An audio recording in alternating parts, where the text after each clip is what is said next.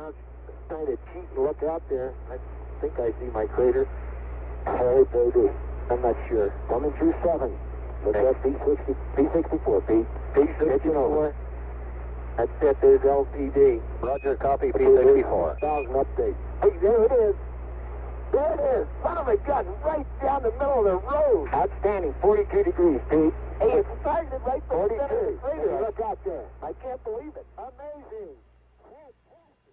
During a November 1969 flight of Apollo 12, NASA's official historical record has always told us that Mission Commander Charles Pete Conrad and Lunar Module pilot Alan Bean touched down at their lunar landing site known as Statio Cognitium, which is located on the eastern edge of Oceanus Procellarum, or the Ocean of Storms. And from NASA's official storyline, we are told that the pair of astronauts conducted 2 EVAs on the lunar surface during their 31.5-hour stay on the moon. And that may have been a small one for Neil, but that's a long one for me. Today we will examine some very relevant NASA archive evidence related to this flight, and I will demonstrate to you that NASA's official claim that only 2 EVAs took place during the Apollo 12 mission is a lie. Thankfully for us, a few years ago, NASA actually slipped up and they got a little sloppy with their sanitizing and censorship protocols, resulting in the space agency accidentally publishing classified information within an unclassified public archive document, confirming the fact that astronauts Conrad and Bean did indeed conduct not 2, but 3 EVAs during the Apollo 12 mission. Back in September of 2006, an analysis was published in the NASA archives that was titled The Apollo Experience: Lessons Learned for Constellation Lunar Dust Management.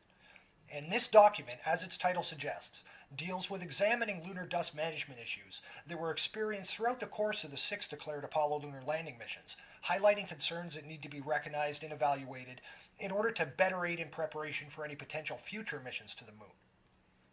On page 9 of this document, under the header of Surface Obscuration During Descent, Observations, we discover this rather interesting paragraph that slipped past the NASA censors. The blowing dust caused by the Apollo 12 LEM landing appears to have been worse than that of Apollo 11. In fact, a stand-up extravehicular activity was performed by the crew to assess the site prior to performing lunar surface EVAs because blowing dust completely obscured the view during landing. Now, if you have even a basic appreciation of the Apollo 12 mission's publicly declared lunar surface events timeline, you can look at this paragraph and see that something is very clearly amiss here, because, at least according to the official historical record that you've always been fed by NASA in the past, there was no stand-up EVA conducted during the Apollo 12 mission. Yet this NASA document, published a few short years ago in their public archives, directly references this event that occurred back in November of 1969, blatantly admitting that it did indeed happen. First off, it's important to establish that what you see here cannot be explained away as a simple misprint or an accidental typo of some kind. This document does not merely just acknowledge that a stand-up EVA did take place during the Apollo 12 mission, but in essence, it provides us triple confirmation of this fact, revealing not only that this SEVA did indeed occur, but also briefly declaring when they did it and why they had to do it. And the inclusion of those 3 key related points within this one paragraph rules out the possibility that what you're seeing here can be accounted for or explained away as being a simple erroneous misprint of some kind. The only Apollo mission to ever officially confirm that they conducted a stand-up EVA was the Apollo 15 flight to the Hadley-Rille Marsh of Decay region in July of 1971, and this document is clearly not mistakenly referencing that declared event. As you can see, this paragraph clearly provides a reason as to why they did this SEVA during Apollo 12, stating it was because blowing dust completely obscured the view during landing. This means that the Apollo 12 SEVA was executed in response to something that happened during the landing phase of the mission and was not a part of the publicized pre-mission flight plan. The Apollo 15 SEVA, on the other hand, was publicly pre-planned prior to launch, so we can state categorically that the Apollo 15 SEVA, the only declared SEVA during the Apollo program, had nothing to do with dust issues experienced during landing because NASA told the world they were going to do it before that mission ever even left Earth. What you're actually seeing here is an example of an accidental leak of classified information that slipped past the NASA DoD document sanitizing and censorship team and then was openly, though unintentionally, published within this unclassified 2006 Public Archive document. Throughout the course of this presentation, we're going to be digging deeper into this stunning NASA deception, and you will see that there is indeed significant supporting evidence in the NASA archives that will allow me to demonstrate to you that what this paragraph claims is most definitely true, that an off-the-record SEVA absolutely was covertly conducted during Conrad and Bean's November 1969 mission to Stadio Cognitium. Before going any further, I think it's important that we make sure that everyone appreciates the distinction between a moonwalk EVA and a stand-up EVA. So first we'll take a quick look at exactly what the differences between those two extravehicular activity types are. It's important for us to remember here that the Grumman lunar modules used throughout the Apollo program did not utilize airlocks to allow the astronauts to conduct EVA operations. They instead had ingress-egress hatches, a pair of hatches on each lunar module in fact. The hatch the astronauts used after landing on the moon in order to get from the interior crew cabin of the LEM down to the lunar surface so that they could conduct their moonwalks was a quadrangle hatch that was located on the forward, or what was in NASA speak known as the plus Z side of the spacecraft. When the astronauts were inside the LEM on the lunar surface and wanted to conduct a moonwalk, they would first don their spacesuits and then put on and connect themselves to their PLIS backpacks, the Personal Life Support System backpacks, which contain the astronauts' primary and emergency O2 breathing supplies and CO2 scrubbers, water tanks to feed their liquid-cooled LCVG underwear they wore to prevent hyperthermic overheating, as well as the radio communications gear that allowed them to talk to each other and Mission Control in Houston when they were outside on the lunar surface. After donning the pressure suits and their PLIS packs, they would then put on their pressure helmets, LEVA helmet visor assemblies, and EV pressure gloves, and pressurize their spacesuits with O2 directly from the PLIS backpacks. And once that was done, they depressurized the crew cabin of the lunar module using a dump valve on the inside of the hatch to evacuate the roughly 4.6 psi internal atmospheric pressure inside the LEM until it equalized with the near vacuum external environmental conditions out on the lunar surface. They then cracked open the plus Z hatch, and once that inward opening quadrangle hatch was ajar, the astronauts, one at a time, would then crouch down and back their way out of the spacecraft feet first, moving out onto the porch area of the LEM, still some 12 feet above the Lorraine, before finally descending the 9-rung ladder down to the lunar surface to actually start getting their feet dirty in the regolith.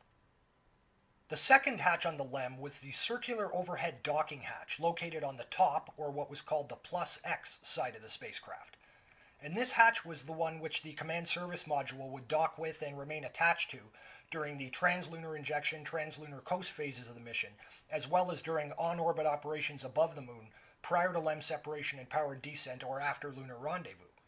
And this plus X topside overhead hatch was primarily used during the Apollo program for transferring crew and equipment between the LEM and the CSM when the two craft were docked in space. But when the LEM was down on the lunar surface after landing, this plus X overhead hatch could be, and occasionally was, used for conducting stand-up extravehicular activities. Prior to conducting an SEVA like Conrad and Bean did covertly during Apollo 12, the two astronauts would be first geared up in their spacesuits as if they were conducting a moonwalk, but they did not need to take time donning and then connecting themselves to their bulky PLIS life support backpacks. And the reason for this is because the circular shape and dimensions of the plus X overhead hatch that they would be using to conduct the SEVA through did not really permit an astronaut who was wearing an obtrusive square backpack to pass through it. It was like trying to put a square peg in a round hole. And incidentally, this is the reason that the other hatch, the plus Z forward hatch, was a quadrangle hatch instead of a circular one, to allow an astronaut wearing a PLIS backpack to safely ingress or egress through it.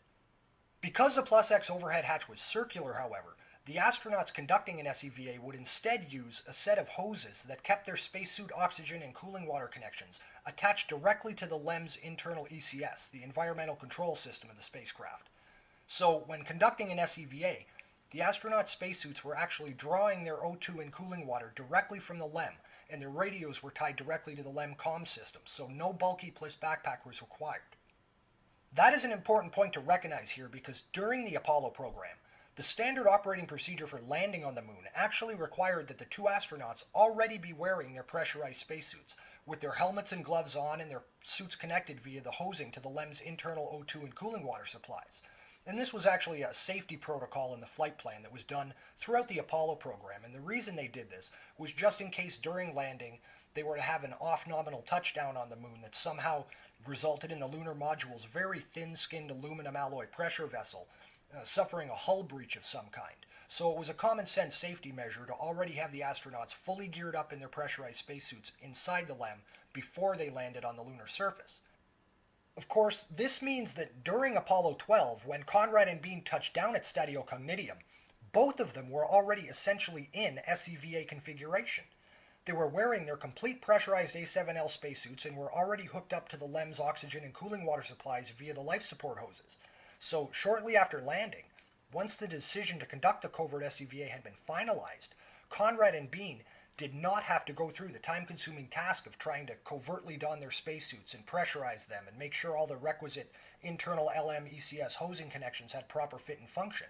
All those required steps had already been done while in lunar orbit prior to powered descent initiation even beginning. So Conrad and Bean were already essentially good to go for their SCVA when they landed. They did not need a lot of extensive prep time for it after touchdown. They just had to don their EV gloves and leave a helmet visors. And that time-saving factor is a very big deal if you're going to be doing something like a clandestine SCVA shortly after landing, where your goal is to try to keep both the preparation for it and execution of it completely off the public record. The fact that Conrad and Bean were already essentially configured for stand-up EVA ops when they landed at Stadio Cognitium meant they needed to develop less of a cover story to hide their preparation for it. When it came time to actually conduct their covert SCVA, Conrad and Bean used one of the hatch dump valves to evacuate the internal LEM atmospheric pressure, just as they would do as final prep for a moonwalk EVA. Commander Conrad then reached over his head and cracked open the overhead plus X hatch, swinging it inward on its hinges, where it was latched and locked in the full open position. And due to the dimensions of the plus X hatch, only one astronaut at a time could take in this impressive view of their landing site from the roof of the LEM. First, Commander Pete Conrad and then Lunar Module pilot Alan Bean, one at a time, would step up and stand on the engine cover for the Ascent Propulsion System, the APS, that sticks up from the floor in the center of the LEM crew cabin, so it was much like standing on a bench or a low table. And this allowed them to gain enough height to poke their upper body out through the plus X overhead hatch and let them take in the full 360-degree panoramic vista from the roof of their spacecraft over 7 meters above the Lorraine. This excellent high ground viewpoint atop the LEM allowed Conrad and Bean to take in the lay of the land and have a good look around at the Stadio Cognitium site, getting their bearings and allowing them to identify their exact touchdown location, and of course take plenty of photographs with the Hasselblad 70mm HTC camera as well. And those film magazines, because they were exposed during a covert, off-the-record SCVA, were never publicly declared or cataloged after the mission, so the public has been denied that Apollo 12 SCVA imagery, and it remains classified top secret to this day. After both Conrad and Bean had finished their SCVA tasks atop the LEM, they then descended back into the crew cabin, closed and latched the plus X overhead hatch, and then commanded the LEM's ECS to repressurize the spacecraft, effectively completing their first and entirely off-the-record journey outside the pressurized security of their lunar module. So we can go back to that 2006 Lunar Dust Management document where NASA accidentally admits to one taking place during Apollo 12, and we can now examine and verify the accuracy of the very clearly stated claim that the reason this SCVA was conducted was because blowing dust completely obscured the view during landing. And verifying this point is important because it further demonstrates that everything this paragraph claims is accurate and does indeed fit the available historical record evidence of the Apollo 12 mission. One of the major goals of the Apollo 12 mission, and realistically it could be considered the primary public goal of this mission, was to demonstrate that the Grumman-built Apollo lunar module possessed a precision site targeting, approach, and touchdown capability. During the previous Apollo 11 first lunar landing mission a few months prior to Apollo 12, the goal had simply been for Armstrong and Aldrin to land the LEM safely, targeting a predetermined 4.8 kilometer wide by 18.8 kilometer long landing ellipse in the Sea of Tranquility that was known by the NASA pre-flight location identifier of landing site number 2 for mission G. And due to several reasons, during the first lunar landing of Apollo 11, Neil Armstrong actually ended up landing the LEM about 6 kilometers downrange and cross range of the pre-planned touchdown point, almost outside of the designated landing ellipse. So, while Neil Armstrong was afforded somewhat wide latitude in regards to exactly where he chose to land the LEM during the Apollo 11 first lunar landing mission, Apollo 12 Commander Pete Conrad, on the other hand, had been tasked with attempting a precision pinpoint landing in the Ocean of Storms, very close to the unmanned Surveyor 3 lunar probe, which had been autonomously soft-landed 2.5 years earlier at Stadio Cognitium, and was now sitting dormant just inside the eastern rim of a 250-meter diameter surface feature that had been aptly named Surveyor Crater. For the lunar landing of Apollo 12, Conrad's pre-flight goal was to bring their LEM, which had the radio call sign Intrepid, down within an area unofficially dubbed Pete's Parking Lot, a spot some 1,200 feet northeast of Surveyor Crater, but still within an easy moonwalk's distance across the Lorraine. And this range figure was selected as it was deemed to be far enough away from the Surveyor 3 that the fine particulate matter picked up and scattered around by the exhaust from the lunar module's DPS engine during descent would hopefully not be projected the distances required to reach out and dust over and contaminate the unmanned lander. As the astronauts made their final approach and descent into the Stadio Cognitium site, surface debris in the Pete's parking lot area forced Conrad to move the landing point designator and aim the velocity vector for a smoother landing spot northwest of Surveyor Crater instead. And as the altitude dwindled and they got close to the surface, the limited western-facing only field of view from the LEM window that Conrad was being afforded of the Lorraine below then quickly became badly obscured due to a phenomenon known as regolith entrainment, which is what happens when the lunar module is low enough that its descent propulsion system exhaust plume begins to interact with the lunar surface in the low-gravity, near-vacuum conditions, violently disturbing the regolith and kicking up a huge dust cloud like a man-made lunar sandstorm. 2, okay. Start the clock. 42 feet coming down at 2. 40 coming down at 2. Looking good. Watch the left. 31, 32, 30 feet. Coming down at 2 feet. You got plenty of gas, dude. Hang in there. 30 seconds. 18 feet coming down at 2. He's got it made. Come on in there. 24 feet. Contact light. Roger, copy contact. Prod. Pro. Yeah, pro. Okay. Inform off. Okay. I'll cycle these valves. You got your descending command override off. This poor visibility on final descent resulted in Conrad flying the LEM so that it came to a rest right on the outside northwestern rim of Surveyor Crater, dangerously close to the crater lip and some 600 feet nearer to the Surveyor 3 lander than originally planned. Because of the dust issues combined with the essentially western-facing down-sun orientation of the LEM during both the approach and final vertical descent phases, Conrad was unaware of how close he was to Surveyor Crater at touchdown. During final descent and touchdown, Surveyor Crater was actually behind the LEM, out of Conrad's western-facing field of view, and the blowing dust beneath the lunar lander in fact reduced visibility so badly that Conrad was forced to shift his gaze away from the window and fly the 8-ball for the final seconds before lunar contact, landing the LEM in the blind using cockpit instrumentation alone. Let's let Commander Pete Conrad from Apollo 12, in his own words, describe these regolith entrainment issues he had to deal with as he piloted the lunar module Intrepid down into the Stadio Cognitium site.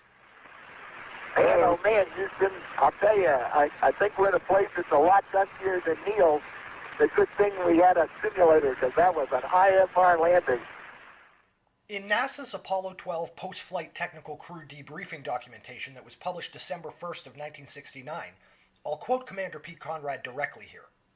As soon as I got the vehicle stopped in horizontal velocity at 300 feet, we picked up a tremendous amount of dust, much more than I had expected. It looked a lot worse than it did in the movies I saw of Neil's landing.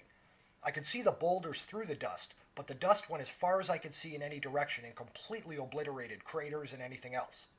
The dust was bad enough and I could obtain absolutely no attitude reference by looking at the horizon and the LEM. I had to use the 8-ball. I had attitude excursions in pitch of +10 and -10, which happened while I was looking out the window making sure that the lateral and horizontal velocities were still nulled. I would allow the attitude of the vehicle to change by + or -10 degree in pitch and not be aware of it. I had to go back in the cockpit and keep re-leveling the attitude of the vehicle on the 8-ball. I was on the gauges in the cockpit doing that at the time the lunar contact light came on. It's a nice place to land. Boy, it sure was dusty, though. The good thing we leveled off high, and came down, because I sure couldn't see what was underneath us once I got into that dust. Dust went a long way, up onto the horizon. Because of how drastically downgraded the visibility was during the landing, it had proven impossible from inside the LEM for Conrad or Bean to determine exactly where at Stadio Cognitium they had touched down. Conrad had been forced to finish the final approach with his eyes in the cockpit, so he had been unable during the final vertical descent phase to identify or track any known nearby lunar landmarks out the window that would have allowed him to roughly triangulate a more precise touchdown location for mission control by later referencing the overhead landing site grid maps the astronauts had on board. LMP Al Bean was also otherwise engaged during the landing, monitoring all the various spacecraft systems, and he claims he had no ability to sight see or triangulate out his window during the final descent at all. To make visibility matters worse, after landing and DPS engine shutdown, the early morning lunar downsun western-facing view of the Statio Cognitium site that the astronauts were afforded through Intrepid's forward-facing plus Z-side windows was naturally washed of the majority of its visible contrast detail due to a phenomenon known as coherent backscatter. And in addition to coherent backscatter, this downsun scene was even further degraded due to another visual effect called shadow hiding, which meant that the astronauts in the LEM were viewing objects on the Lorraine to the west that were casting their shadows towards the zero phase point, directly opposite the sun. So those surface shadows were actually hidden by the vertical objects or structuring responsible for casting them. What all this meant was that the west-facing view from the LEM windows after touchdown did not offer much in the way of positive discernible or identifiable visual clues to help Conrad and Bean pinpoint exactly where they had landed.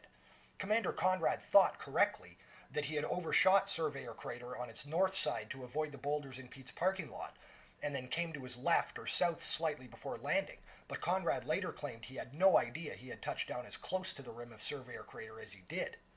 And unfortunately, Surveyor Crater, with the Surveyor 3 spacecraft on its eastern interior rim, was behind the LEM to the southeast and was totally hidden from the spacecraft window's limited field of view after landing. Now, there was one way for Conrad and Bean to best determine where they were after touchdown, and that was to conduct a stand-up EVA, which is precisely what they did covertly shortly after landing.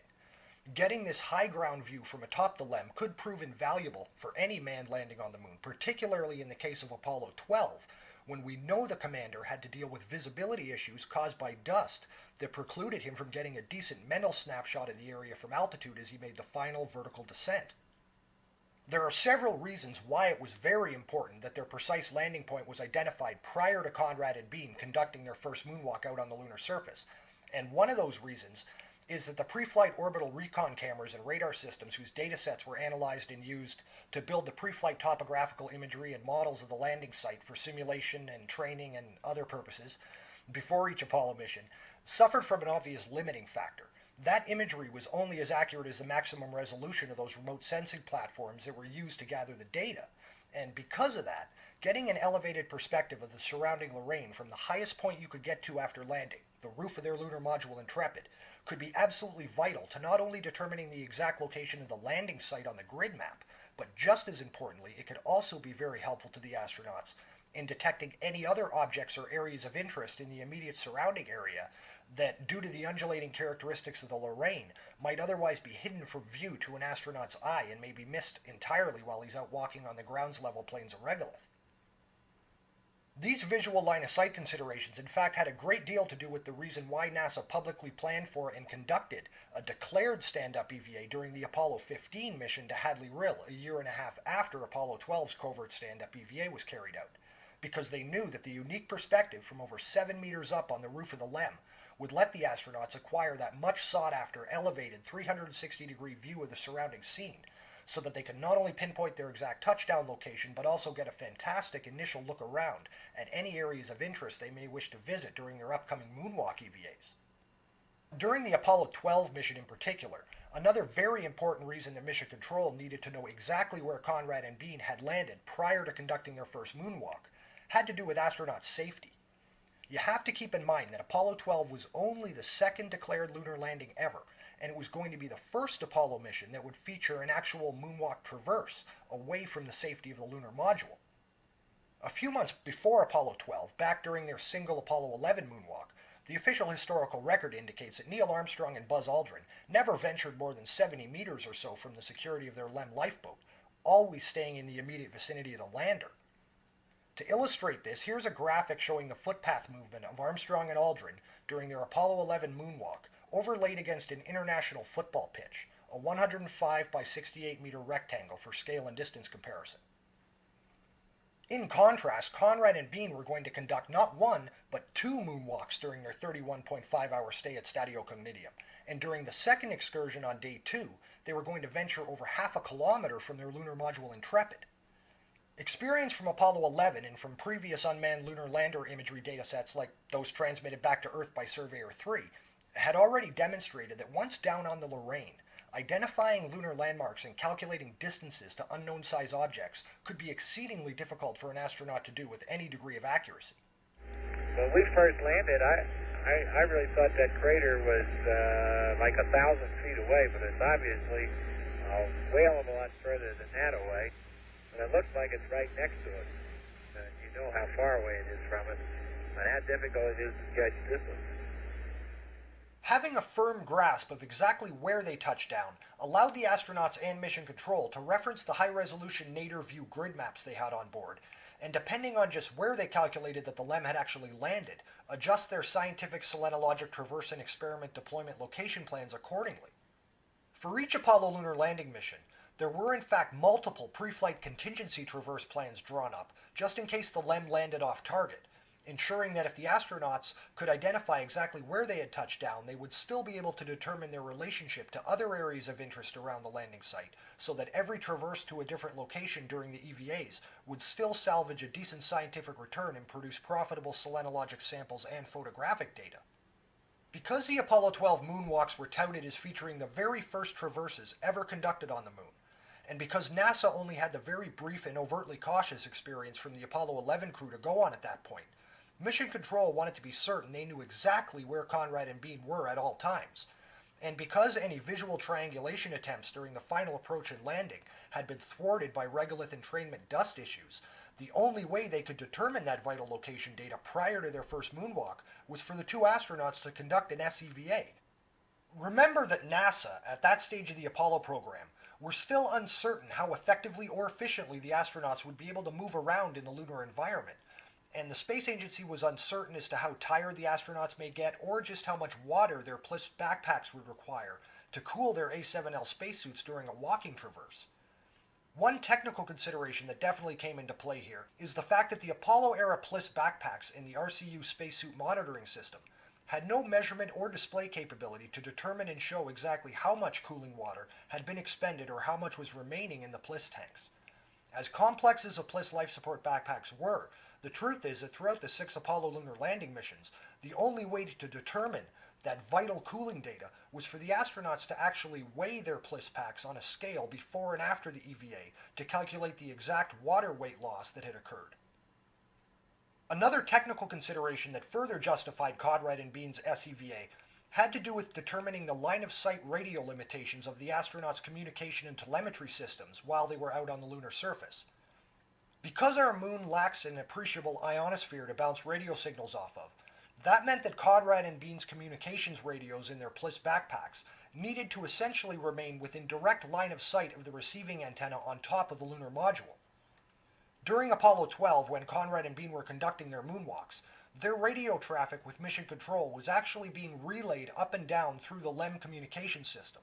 And because the Surveyor 3 lander was known to be located inside the rim of Surveyor Crater and was sitting several meters below the crater rim, there was a justifiable pre-mission concern that if the LEM was situated too far away from Surveyor Crater at touchdown, when Conrad and Bean descended into the crater to visit the Surveyor 3 spacecraft, they may lose line of sight with the LEM antenna and potentially lose radio communications with Mission Control. The SEVA they covertly conducted before the moonwalks alleviated those concerns, however.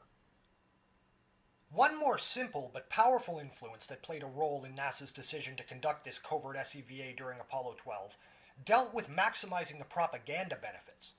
The Apollo 12 mission took place during the heart of the Cold War in 1969, remember, and we know that prior to the flight, NASA had very publicly billed that mission as being a demonstration of the LEM's precision sight targeting and touchdown capabilities. So conducting this SEVA covertly would let NASA maximize the positive propaganda if the landing was found to be on target, while also giving them a head start to begin mitigating any negative media fallout if the covert SEVA had revealed that they touched down too far away from the Surveyor 3 lander to make the traverse over to it like they had planned to do. So there really was no one single benefit that was used as the lone rationale for NASA to conduct this SEVA during Apollo 12. There were in fact a whole host of technical, scientific, safety, and propaganda benefits that when added together easily established the justification for doing it. For any Apollo crew to be able to covertly conduct this type of off-the-record operation during a mission without the public knowing about it would have to mean that NASA must have possessed some kind of technical capability that allowed Mission Control to carry out secret radio communications with the astronauts when they were in space or on the lunar surface.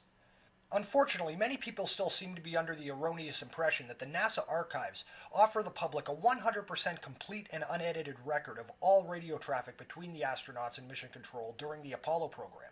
And people think that because NASA over the decades has led you to believe that their lunar explorations had nothing to hide from the public and were entirely transparent, uncensored affairs. And that is simply not true.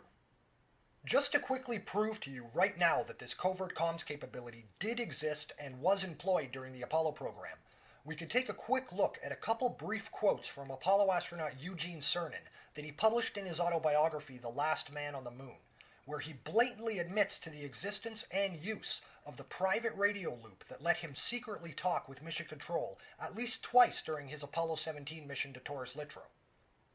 Stripped down to our liquid-cooled underwear, we had a quick dinner, debriefed with the guys on Earth via a private radio loop, and played with some of the rocks we had stowed in the cabin boxes. In this next quote, Cernan describes another brief conversation over the radio that he had following the end of the second lunar surface EVA, and the conversation Cernan is referencing here was between himself and NASA's Director of Flight Crew Operations back at Mission Control, a man by the name of Deke Slayton. And Cernan was concerned here about the fact that prior to their flight, the Palestinian terrorist group Black September had actually made several threats towards the Apollo 17 mission and the astronauts' families, and with the recent Munich massacre at the 1972 Olympic Summer Games just a few months prior no doubt still in the back of his mind, Cernan wanted to make sure that his family was safe while he was on the moon. And here is how Cernan described this brief off-the-record radio conversation that he had with Deke Slayton. After we had some chow and settled down, Deke told me on a private radio loop that everything was fine at home. I talked to Barbara, and she said everything is okay, he said. Not a peep from Black September. An examination of the Apollo 17 lunar surface mission tapes and voice transcripts in the NASA Public Archives clearly demonstrates that these private radio conversations that Cernan describes in his autobiography were never officially recorded or transcribed onto the public record of the Apollo 17 mission. So we can state with certainty that these secret voice transmissions did happen and were deliberately censored by NASA and sanitized from the official public record entirely. The only reason we know that these conversations in fact did take place is because astronaut Gene Cernan openly admitted to it, confirming both the existence and use of this private radio loop during the Apollo program. Mission Control and the astronauts were obviously well aware that their primary radio voice communications channels were always being publicly monitored throughout the mission, so when they wanted to have an off-the-record secret conversation without the public ever knowing about it, they'd simply stop transmitting over the primary public voice radio loop and instead send the private voice communications traffic over one of the secondary and more secure radio channels that were normally being used to handle spacecraft telemetry and data transmissions. And one of the radio channels that was employed for this purpose during the Apollo program was the biomedical telemetry feed that normally was used to send things like real-time ECG data to the flight surgeon in Mission Control so he could remotely monitor the astronauts' vital signs. So, the covert radio voice traffic that NASA wanted to keep secret was concealed by piggybacking it onto one of the private biomedical or telemetry transmission channels, replacing the telemetry data stream they were normally uplinking with secret voice traffic instead. And these radio data channels used during the Apollo program were capable of transmitting either telemetry data streams or voice traffic if need be. And most importantly, those frequencies were not being closely monitored by the public at all. The truth is that the Apollo crews absolutely did have the capability to carry out entirely covert, totally off-the-record radio conversations with Mission Control while in space or on the lunar surface. This so-called private radio loop was used with regularity throughout the Apollo program, and during Apollo 12, astronauts Conrad and Bean certainly put this clandestine comms capability to good use both before and during their covert SEVA.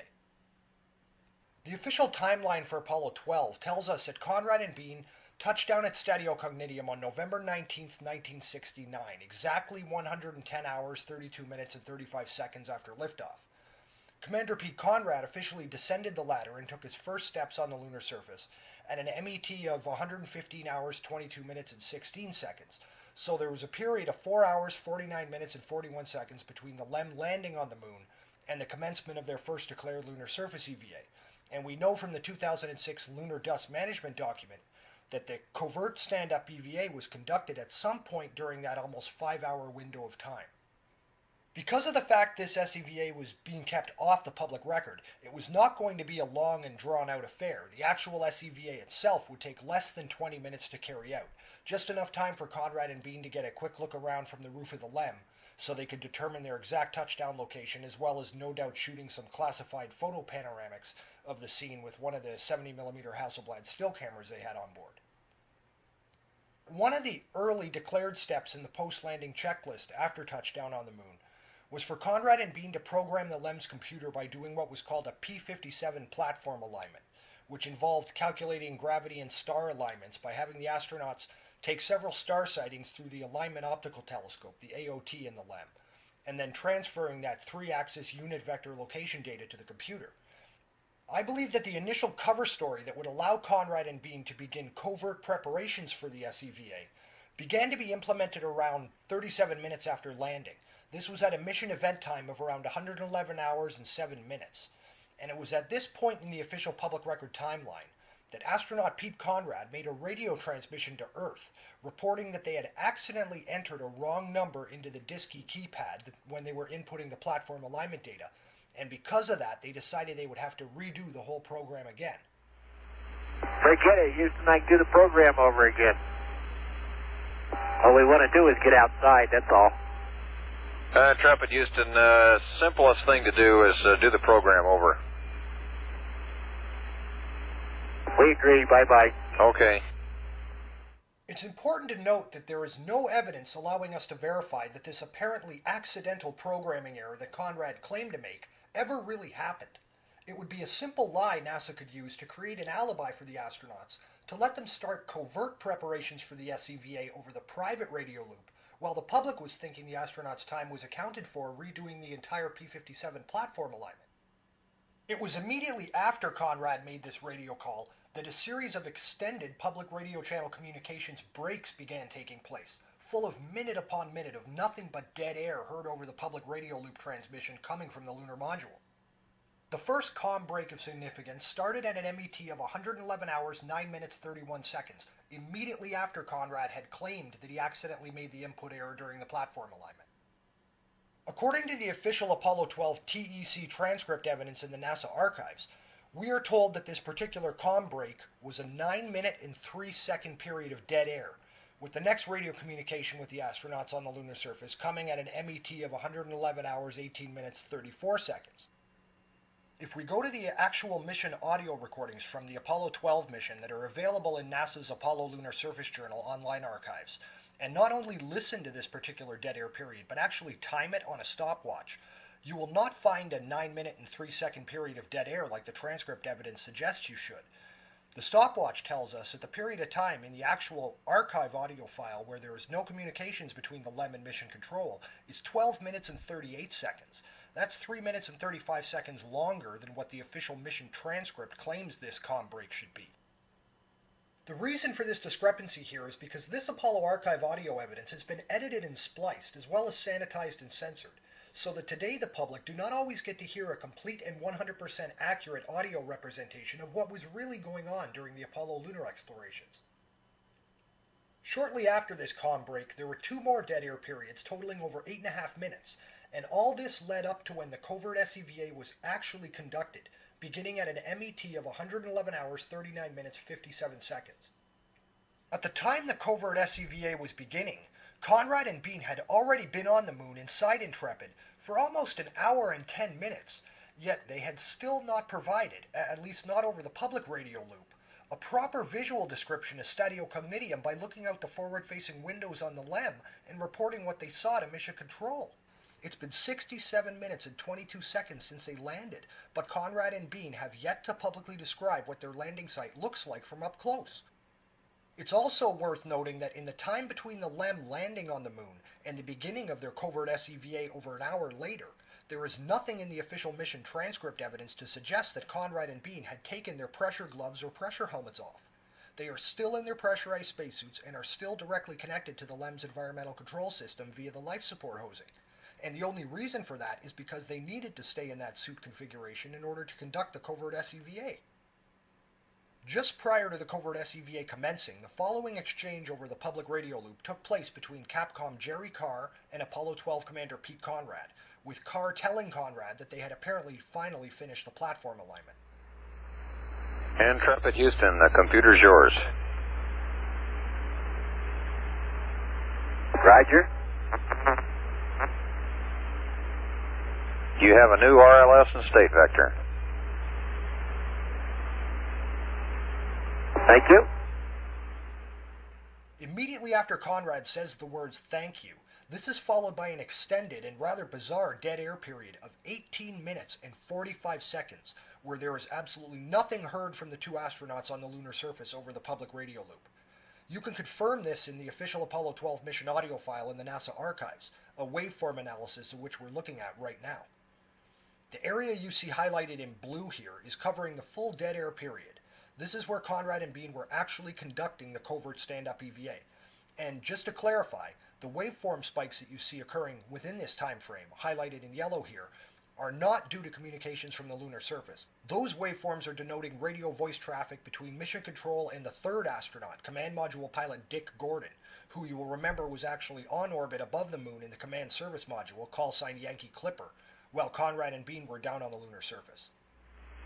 Yankee Clipper Houston, the CMC's yours. Thank you. How are things going on the surface? They're doing great, Dick.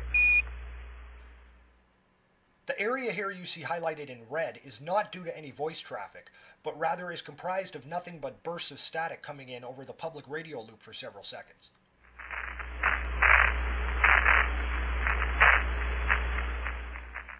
Communications between the LEM and Mission Control do not resume until an MET of 111 hours, 58 minutes, and 43 seconds. And it's worth noting that while the official mission transcript evidence claims that this extended communications break is 18 minutes and 45 seconds in duration, if we take a stopwatch to the official mission audio file, it actually reveals this dead air period to be a little longer than that. It's in fact 18 minutes and 51 seconds long. We can look at the lunar surface mission events timeline book that was carried aboard the LEM during Apollo 12, so we can see what the astronauts were officially scheduled to be doing while that almost 19-minute period of communications blackout over the public radio loop was taking place. The area highlighted in blue here is showing the full segment of dead air along the mission timeline, and you can see that during that segment of time, the astronauts were officially supposed to be describing and photographing the lunar surface over the public radio loop. All the public got to hear during that period was dead air, though. The fact is, Conrad and Bean were describing Stadiocognitum and were taking photographs during this public blackout period, but they were doing it secretly over the private radio loop while conducting their covert SCVA. The two astronauts did not begin to give their actual site description over the public radio loop until after their covert SCVA had ended. So during this 18-minute and 51-second window of dead air time, astronauts Conrad and Bean were actually covertly conducting their stand-up EVA, using the private radio loop to communicate with Houston, while the public heard absolutely nothing at all from the lunar surface. When communications with Intrepid resumes after this nearly 19-minute period, we hear the voice of a new Capcom in Houston, who during the break had taken over from Capcom Jerry Carr. And this new Capcom was a man by the name of Dr. Edward Gibson, who interestingly had been officially designated as the EVA Capcom for Apollo 12. And because of that, it logically makes sense that he would have been the Capcom NASA would have used during the covert SCVA. So it is not really a shock that immediately following that off-the-record extravehicular activity, he was the Capcom that came on the air over the public radio loop instead of Jerry Carr. Have a listen to the very first communication that took place between Mission Control and the LEM after the covert SCVA had been completed. Intrepid, Houston. Go ahead. Well done, Intrepid. You got a bunch of happy geologists in the back room waiting to go. Say, we're standing by with a LEM consumables update and also standing by for your description. Okay, we were just working on that, and I'm very close to where I want to be, but I'm trying to pin it down exactly. There are several interesting things about this particular conversation that make a lot of sense if you consider the fact that they just carried out a covert SCVA. You initially hear Capcom Ed Gibson say the words, "Well done, Intrepid." And this is a kind of odd opening line for him to use, since it's been 18 minutes and 51 seconds since Conrad and Bean had acknowledged doing anything over the public radio loop. What Gibson is actually doing there is congratulating them for having conducted their covert SCVA successfully.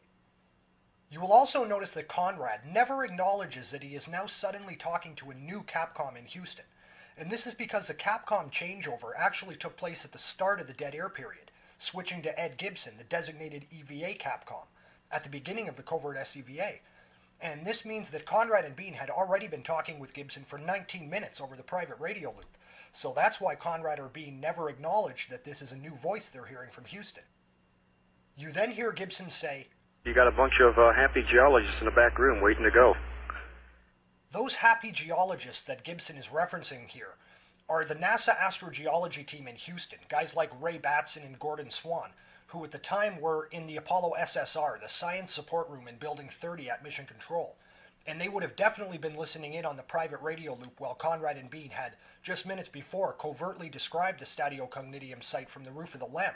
So this geology back room was justifiably excited by the covert descriptions they just heard. On a related note, here is a quote from Apollo 15 Commander Dave Scott, who we know conducted a declared stand-up EVA during his July 1971 mission to Hadley Rill. And this is how Scott responded when he was asked about whether the 360-degree view from the roof of the spacecraft was significantly better than the view through the western-facing +Z forward windows inside the LEM. And I'll quote Scott directly here. "Oh yeah, without a doubt. The windows are very restrictive.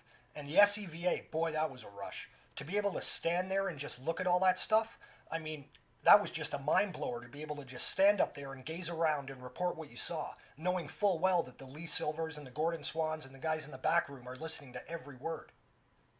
The next thing that Capcom Ed Gibson says over the radio during his initial exchange with the LEM is also rather telling. "Say, we're standing by with a LEM consumables update." The LEM consumables that Gibson is specifically referencing here are the oxygen reserves in the lunar module O2 tanks. Now, importantly, Conrad and Bean never reported the LEM oxygen tank reserve levels to Houston after landing at Statiocognitium before their covert SCVA. LMP Al Bean's only comment about the O2 level after landing was that it was, quote, good. And extendables look good on 2H2O. And because they had to depressurize the LEM immediately before the covert SCVA and then repressurize it immediately after using oxygen from those onboard tanks, that repress would have depleted the O2 consumables levels aboard the spacecraft a little bit. So Houston required those levels to be immediately updated after the SCVA, which is precisely what happened. The Capcom then mentions that Mission Control is now standing by for Conrad and Bean to finally provide a verbal description of the Statiocognitium landing site. "And also standing by for your description." Keep in mind, Conrad and Bean have been on the moon now for over an hour and 26 minutes, yet they have still not given an initial description of their landing site to Houston, at least not over the public radio loop so the world could hear it. Conrad then responds to this by saying the following. "I'm very close to where I want to be, but I'm trying to pin it down exactly." Conrad is looking at the LSE map set of the landing site that they have on board and is trying to pinpoint the exact landing spot so he can give an accurate map grid reference to Mission Control, now that he's secretly seen the full 360-degree scene from the roof of the LEM during the covert SCVA they just carried out. 3 minutes later, Conrad actually does provide a very accurate LSE grid reference to Mission Control, pinpointing where they actually touched down, something he was not able to do before the covert SCVA was carried out. When the two astronauts were later providing their verbal descriptions of the landing site to Mission Control over the public radio loop, they tried to keep those descriptions censored to make sure that they only referenced things that they could see from the limited field of view that they had out the +Z side windows inside the LEM, which was the only view they were officially supposed to have had of the site at that point. But when LMP Al Bean was describing his visual impressions, he seems to twice reference the fact that he's already seen the site in all directions. You can see quite far in all directions. Blocky rim craters, they're visible in almost every direction. We know that this stand-up EVA had not been a part of the publicized pre-mission flight plan, so the fact was it was simply not a part of the Apollo 12 public script. And make no mistake, the Apollo missions were heavily scripted, highly censored affairs. What the public has been told about those amazing missions to the moon was merely a sanitized, censored version of what was really going on, what was really being said, and what was really being seen and filmed up there. Man, you talk about a mysterious-looking place. They can cut some parts of those pictures out and make a nice photograph. Apollo 11 astronaut Edwin Buzz Aldrin, the second man to walk on the moon, has actually given an interview where he confirmed that certain segments of his Apollo mission were indeed carefully scripted to control exactly what the public saw and heard. Back in 2003, Aldrin was interviewed for Neil Armstrong's only authorized biography, and during that interview, he was asked about whether some of the live television transmissions that were made from the CSM during the flight really were improvised and unscripted. And in response, Aldrin first admits that NASA, quote, went to great lengths, unquote, to make sure that they appeared unscripted. And he then goes on to say the following, and I'll quote Aldrin directly here. The fact is, they were carefully planned in advance, and for me, the exact words were written down on little cards stuck onto the panel in front of us. During the Apollo program, the moonwalking astronauts wore a small booklet that was attached to the wrist of their spacesuit, designed to serve as a quick reference timeline and scheduled lunar surface operations checklist. And here are the last 2 pages from Apollo 12 Commander Pete Conrad's actual flown EVA wrist cuff checklist that he wore during his 2 moonwalks. This pair of pages, obviously written before the mission and easily accessible to him while on the lunar surface, were clearly meant to provide Conrad with pre-scripted, already sanitized geologic or selenologic phrasing suggestions, reminding him to keep any descriptions he gives over the public radio loop censored so they focus on geologic aspects only. And there is no other reason for Conrad to have sanitized script notes describing his landing site in his checklist during these moonwalks. So there were indeed sanitizing methods or pre-planned scripting that was going on during the Apollo program to help control exactly what the public saw and heard. And this kind of censorship during those lunar missions happened a lot more than most people are aware. We're just scratching the surface of that subject here. It's very important for the public to be aware that NASA absolutely had national security obligations during the Apollo program that they were legally forced to adhere to. The space agency adopted a very broad interpretation of Presidential Executive Order 10501 during the Apollo program, meaning that during those lunar explorations, NASA could be and was legally forced to conceal from the public certain things about those missions in what had been determined by a very select group of insiders to be in the best interest of global security and stability. The primary secret the Apollo program was tasked with hiding is, without hyperbole, the biggest secret of them all. The fact that evidence of intelligent extraterrestrial life had been discovered on the moon and was being covertly investigated as a secret part of those supposedly public Apollo missions. During Apollo 12, Conrad and Bean were ordered to carry out their SEVA covertly using the private radio loop because that would allow them to provide Houston with totally uncensored verbal descriptions of what they could really see, looking in all directions from the very unique high ground vantage point afforded to them from the roof of their lunar module. Keeping the SEVA covert also would have allowed them to shoot some very revealing photographs, and potentially also take some 16mm motion picture footage with the DAC camera they also had on board the LEM. And since that imagery does not officially exist, the NASA censors never needed to expend the resources sanitizing it for the public, because those photographs would never appear in the Apollo 12 public mission archives anyway. This would certainly not be the first or the last time that NASA publicly denied the existence of imagery shot during a mission in order to try to keep the public deaf, dumb, and blind to it. I can prove that NASA has engaged in this kind of photographic censorship in the past because they've been caught doing it, and I'll give you an example right now. 6 months after the flight of Apollo 15, NASA published their official and supposedly complete index of 70mm photographs from that mission, with this 360-page archive document declaring that 18 separate magazines comprising a total of 2,624 individual frames were exposed during that flight. This photo index catalog declares that the 18 film magazines from Apollo 15 were given the catalog designator numbers labeled from 81 through to 99. However, you will notice that there is one film magazine that's conspicuously absent from this list. According to this official NASA photo index published in 1972, there was no film magazine number 83 exposed during the Apollo 15 mission. NASA have literally omitted any mention of a magazine 83 from this entire 360-page document, with the index instead just leapfrogging from magazine number 82 straight to number 84 with no explanation given. The inarguable fact is that for over 3 decades, NASA denied that there was a film magazine number 83 from Apollo 15, with all of their public archive documentation seeming to demonstrate that this roll of film, which we know would have contained 200 exposures of 70mm black and white film stock, simply did not exist. However, that lie came apart and was finally exposed over 30 years after the Apollo 15 mission, when the NASA LPI Apollo Image Atlas online archive first published their low-resolution thumbnail catalog of Apollo imagery on the internet.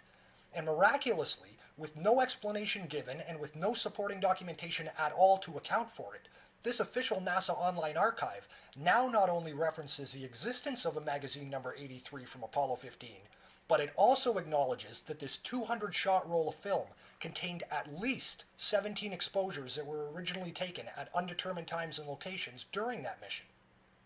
So there is no debating the fact that for years the existence of this film magazine was concealed from the public entirely.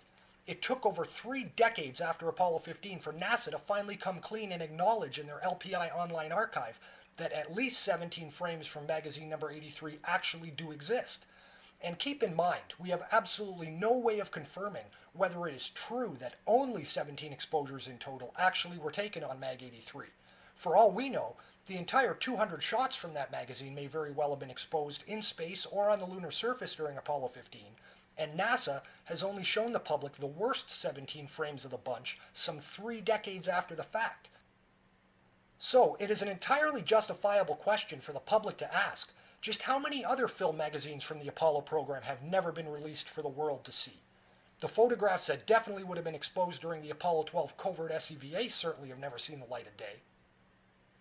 Sadly, the public really got screwed on the visual evidence from Apollo 12, because not only were we deliberately denied the imagery that was taken during the covert SCVA, but due to what the official historical record claims was an apparent accident with the TV camera very early on during Conrad and Bean's first moonwalk, the world was also denied almost 7.5 hours of color television footage evidence from that mission that obviously would have shown us a lot of stadiocognitum. If there were things up there that NASA did not want the public to see, as I am certainly asserting that there were, then conveniently having the camera break at the very start of the first EVA goes a long way to help hiding those classified things.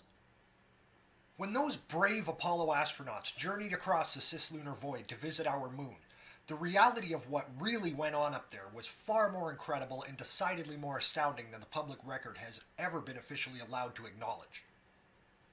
We must always remember that the cold, hard truth is that NASA have never had any legal duty whatsoever to tell the public the full, uncensored truth about anything that they discovered or did during those amazing lunar explorations. The space agency was, however, assigned broad national security legal obligations that they absolutely were forced to adhere to during the Apollo era, obligations that without question could require the space agency to lie to you and cover up evidence under the guise of maintaining global security and stability.